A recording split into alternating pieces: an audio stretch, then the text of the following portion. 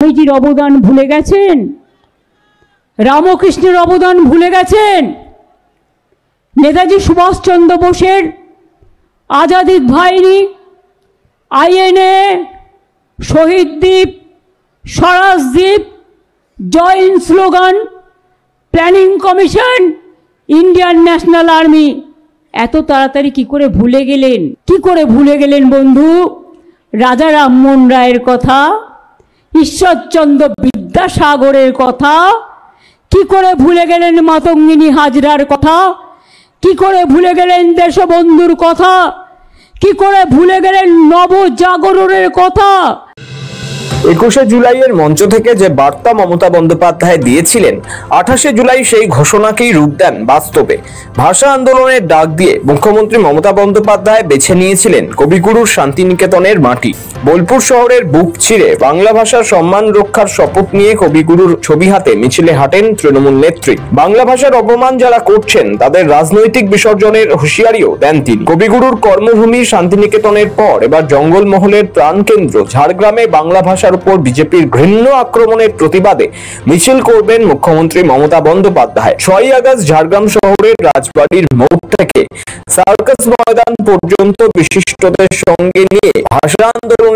এই মিছিল শুধু রাজনৈতিক কর্মসূচি নয়, এটি রাজ্যের সাংস্কৃতিক ঐতিহ্য, মাতৃভাষার সম্মান এবং আদিবাসী গর্বের প্রতীক হয়ে উঠতে চলেছে। মিছিলে মুখ্যমন্ত্রীর সঙ্গে থাকবেন বিশিষ্ট বুদ্ধিজীবী, লেখক, শিল্পী, সমাজকর্মী, শিক্ষক, অধ্যাপক এবং বিভিন্ন সম্প্রদায়ের মানুষজন। জঙ্গলমহলের আদিবাসী সমাজের প্রতিনিধিরাও মিছিলে অংশগ্রহণ করবেন বলে জানা গিয়েছে। জঙ্গলমহলে মুখ্যমন্ত্রীর উপস্থিতিতে পরবর্তী ভাষা আন্দোলনের পাশাপাশি বিশ্ব আদিবাসী দিবস সহ একগুচ্ছ কর্মসূচির প্রস্তুতি নিয়ে বুধবার কলকাতায় বিধানসভা ভবনে বৈঠক করেন পুরমন্ত্রী ফিরহাদ হাকিম। সেই বৈঠক থেকেই মিছিলের রূপরেখা ও কর্মসূচির খুঁটিনাটি পুঙ্খানুপুঙ্খ বুঝিয়ে দেন ফিরহাদ। ভাষা আন্দোলনের প্রেক্ষাপট: গত কয়েক মাস ধরেই বাংলার পরিযায়ী শ্রমিকদের উপর বিভিন্ন রাজ্যে অত্যাচারিত হওয়ার অভিযোগ উঠছে।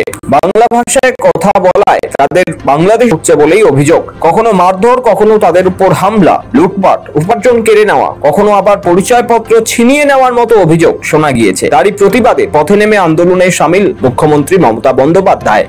ইতিমধ্যে কলকাতা ও শান্তিনিকেতনে দুটি মিছিল করেছেন তিনি। বীরভূমের সভা থেকে মমতা বারবার মনে করালেন বাঙালি অস্মিতার কথা।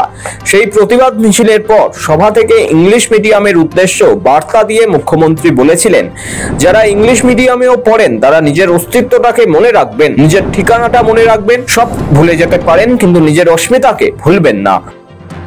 যারা ইংলিশ মিডিয়ামেও পড়েন নিজের অস্তিত্বটাকে মনে রাখবেন, নিজের ঠিকানাটাকে মনে রাখবেন।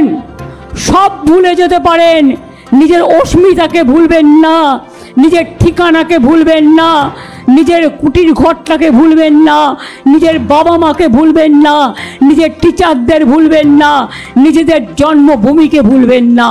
এবার জঙ্গলমহলে পথে নেমে আন্দোলনের সিদ্ধান্ত মুখ্যমন্ত্রীর। কেন ঝাড়গ্রামকেই বেছে নিলেন মমতা বন্দ্যোপাধ্যায়? আসলে ঝাড়গ্রাম শুধু একটি জেলা নয়, এটি জঙ্গলমহলের সাংস্কৃতিক কেন্দ্র, যেখানে বহু ভাষা, জাতি, সম্প্রদায়ের মানুষ সহাবস্থান করে আসছেন। এখানকার আদিবাসী সমাজের নিজস্ব ভাষা ও সংস্কৃতির সঙ্গে বাংলার আত্মিক বন্ধন রয়েছে। তাই এই অঞ্চল থেকে ভাষার প্রশ্নে প্রতিবাদ শুরুর তাৎপর্য গভীর। ঝাড়গ্রামে মুখ্যমন্ত্রীর এই পদযাত্রা একদিকে যেমন ভাষার মর্যাদার প্রশ্নে তৃণমূলের অবস্থানকে শক্তিশালী করবে, তেমনি বিজেপিকে কড়া বার্তাও দেবে। কারণ সম্প্রতি এই অঞ্চলকে বিজেপি রাজনৈতিকভাবে টার্গেট করছে এবং আদিবাসী ভোট ব্যাংককে থাবা বসানোর চেষ্টা করছে বলে অভিযোগ। বাংলার ভাষা, পরিচয়, সংস্কৃতি এই সবই মমতা বন্দ্যোপাধ্যায়ের মতে গর্ব ও অস্তিত্বের অংশ। সেই পরিচয় নিয়ে প্রশ্ন তুললে প্রতিবাদ যে তীব্র হবে সেই বার্তাও স্পষ্ট করেছেন তৃণমূল সুপ্রিমো। ব্যুরো রিপোর্ট, সময় কলকাতা।